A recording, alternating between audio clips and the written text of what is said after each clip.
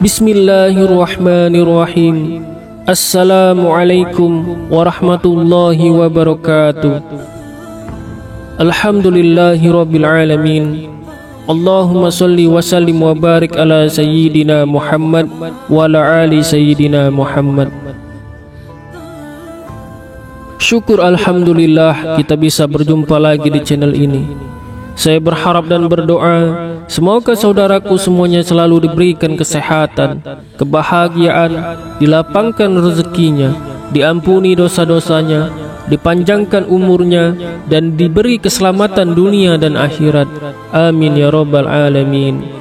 Salawat dan salam kita semoga Allah sampaikan kepada junjungan kita, Nabi yang agung dan mulia, Nabi Muhammad SAW. Marilah kita tuliskan salawat kita di kolom komentar sambil kita ucapkan bersama-sama. Semoga apa yang kita lakukan menjadi bukti kecintaan kita kepada Rasulullah SAW.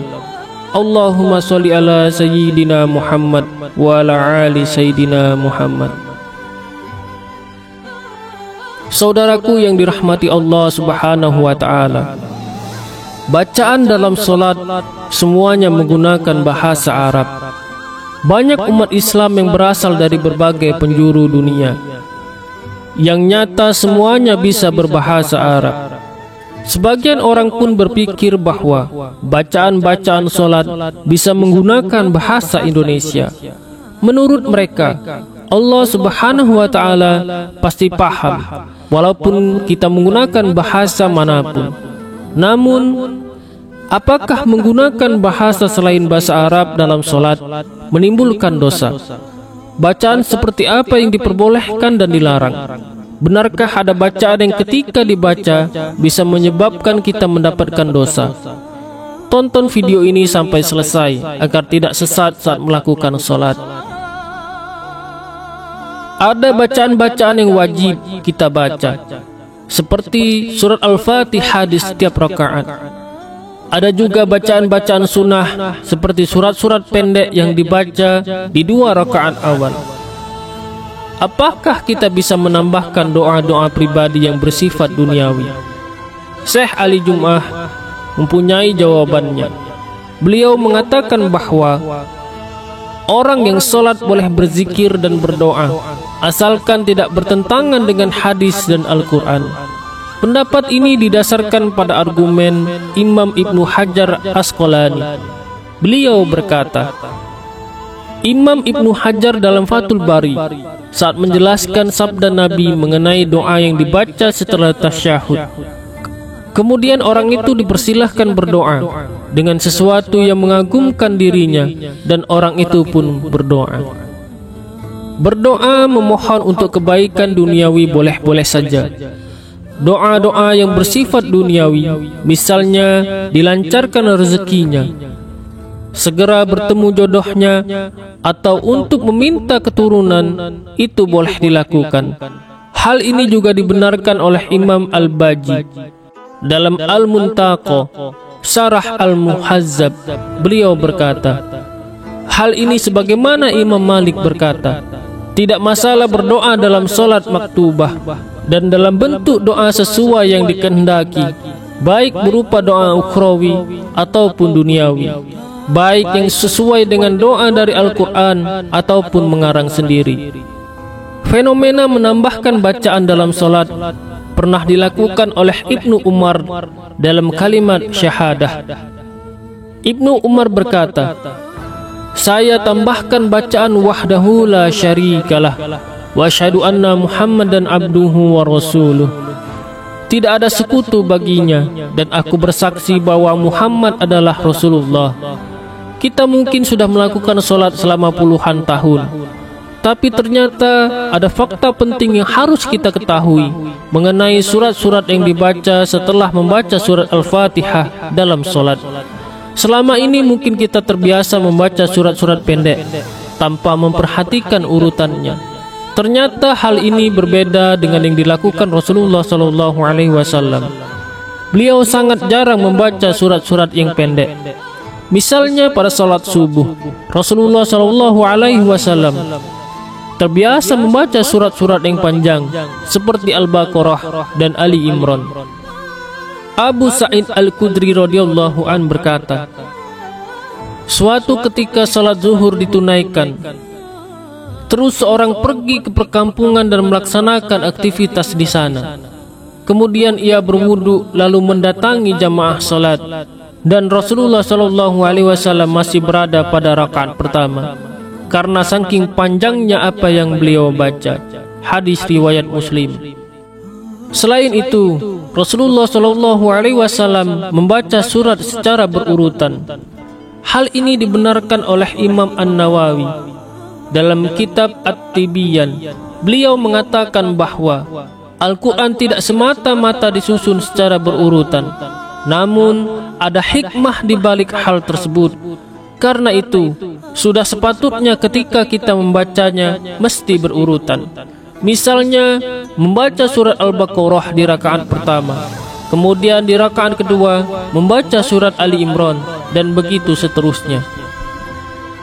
Bagaimana jika pada rakaat pertama kita membaca surat An-Nas? Imam An-Nawawi meriwayatkan bahwa sebagian ulama mengatakan setelah membaca surat An-Nas dilanjutkan dengan surat Al-Baqarah pada rakaat kedua. Namun, bagaimana jika ada orang yang setelah membaca surat An-Nas di rakaat pertama kemudian malah membaca surat Al-Ikhlas di rakaat kedua? Imam An-Nawawi menyatakan bahwa hal ini tidak dihukumi boleh. Walaupun ada sebagian ulama yang juga membaca surat-surat tidak berurutan dalam solat, tapi sebagian lainnya tetap tidak menyukai orang-orang yang membaca Al-Quran tanpa memperhatikan urutan. Ada pengecualian dalam membaca Al-Quran secara berurutan dalam solat. Sebab ada beberapa surat yang dianjurkan untuk dibaca pada salat tertentu. Misalnya, saat salat subuh pada hari Jumat, disunahkan membaca surat As-Sajadah pada rakaat pertama dan surat Al-Insan di rakaat kedua. Berbeda lagi ketika kita sedang mengajarkan anak untuk menghafal surat-surat pendek. Boleh urutannya dimulai dari surat An-Nas dan dilanjut sampai di surat Ad-Duha agar memudahkan anak-anak untuk menghafal. Saat salat berjamaah, imam akan membaca surat Al-Fatihah, kemudian dilanjutkan dengan surat-surat pendek yang dipilih. Bagaimana jika surat yang dibaca itu tidak kita hafal? Apa yang harus kita lakukan? Makmum tugasnya adalah mengikuti imam. Saat imam membaca salah satu surat dalam Al-Quran setelah membaca Al-Fatihah, maka makmum cukup mendengarkan saja, kecuali ketika imam membaca surat Al-Fatihah. Hal ini dijelaskan dalam hadis Rasulullah SAW ketika imam membaca ayat terakhir, "Alaihissallahu biahkamil hakimin", yang artinya, bukankah Allah hakim yang seadil-adilnya? Maka makmum menjawab, "Bala wa ana dzalika minasyahidin." Ya, dan aku menyaksikan hal itu. Hadis riwayat Abu Dawud dan At-Tirmizi. Kalau kita perhatikan, semua bacaan solat itu berbahasa Arab. Padahal tidak semua umat Islam fasih menggunakan bahasa Arab. Sebagai orang yang tinggal di Indonesia, bahasa Arab bukanlah bahasa ibu kita. Sedangkan bacaan solat dan doa-doa semuanya menggunakan bahasa Arab. Bagaimana kalau kita belum menghafal bacaan solat dalam bahasa Arab? Apakah boleh menggantinya dengan bahasa Indonesia? Dalam solat, kita sudah diperintahkan untuk mengikuti cara solat Rasulullah SAW. Rasulullah SAW bersabda, "Kerjakanlah solat sebagaimana kalian melihatku melakukannya." Hadis riwayat Bukhari. Membaca bacaan selain dicontohkan oleh Rasulullah SAW itu tidak dibolehkan. Berbicara atau melafalkan sesuatu di luar bacaan yang telah ditentukan bisa membatalkan ibadah. Hal ini berdasarkan pendapat mazhab Hanafi dan mazhab Hanbali. Sedikit berbeda dengan mazhab Syafi'i dan Maliki. Berpendapat bahwa jika seseorang mengeluarkan perkataan saat solat, itu tidak membatalkan ibadah jika alasannya adalah lupa dan perkataan yang keluar pun hanya sedikit. Larangan berbicara saat solat sebenarnya telah diperintahkan oleh Allah Subhanahu wa Ta'ala. Suatu hari, para sahabat sedang melakukan salat bersama Nabi Shallallahu Alaihi Wasallam. Kemudian dua orang sahabat asik ngobrol. Karena kejadian itu, turunlah ayat Al-Quran. Berdirilah karena Allah dalam salatmu dengan khusyuk. Al-Quran Surat Al-Baqarah ayat 238. Rasulullah Shallallahu Alaihi Wasallam tidak pernah memberikan keringanan perihal bacaan salat yang berbahasa Arab. Namun, ada solusi yang ditawarkan dalam kitab Sunan Abu Daud. Rasulullah Shallallahu Alaihi Wasallam memberikan cara bagi orang-orang Arab terdahulu yang belum hafal Al-Fatihah. Beliau bersabda, jika tidak bisa berbahasa Arab, hendaklah bertahmid, bertakbir, dan bertahlil. Ada ibadah yang tidak bisa ditawar-tawar, misalnya cara haji dan makanan yang diharamkan. Begitu juga dengan cara solat. Hal ini untuk menjaga keutuhan solat dalam melakukan ritual solat. Semuanya harus dilakukan dengan bahasa Arab. Saudaraku yang dirahmati Allah Subhanahu wa Ta'ala, tidak ada tawar-menawar dalam hal bacaan salat, baik gerakan maupun bacaan. Semua harus dikerjakan sesuai dengan petunjuk yang diberikan oleh Nabi Muhammad SAW. Tidak boleh dikurangi ataupun ditambah. Wallahu a'lam bishawab.